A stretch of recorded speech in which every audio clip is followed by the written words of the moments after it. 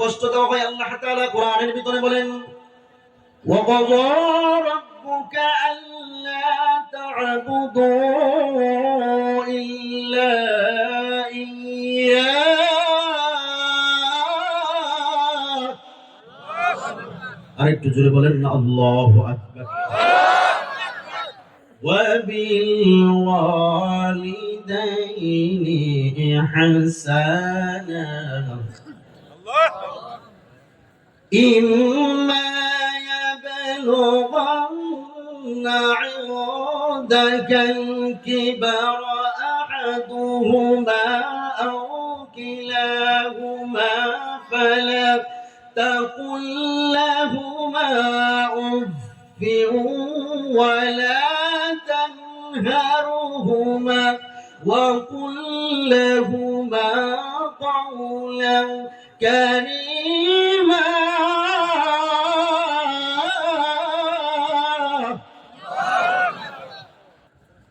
উফ মনে করেন মা বাবার বয়স হয়ে গেছে একটা কথা বারবার বলতেছি কেউ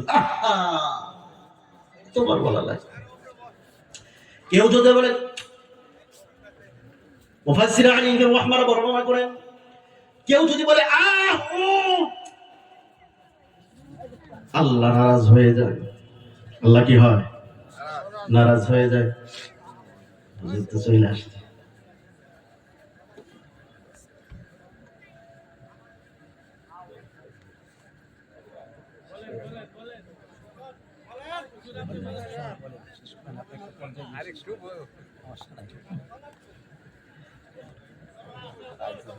এই জন্য মা বাবার খেদমত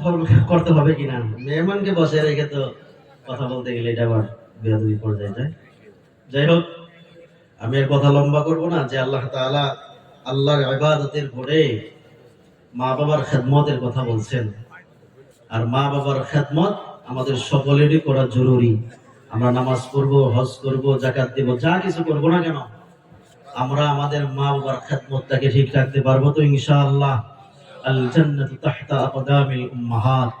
প্রত্যেকটা মায়ের পায়ের নিচে আল্লাহ তাআলা জান্নাত রাখছেন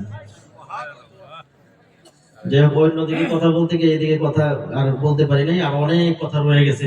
আল্লাহ তাআলা যদি তৌফিক দান করেন অন্য একদিন বলার চেষ্টা করব ইনশাআল্লাহ ওয়া মা তাওফীকি ইল্লা বিল্লাহ আসসালামু আলাইকুম ওয়া রাহমাতুল্লাহি ওয়া বারাকাতুহু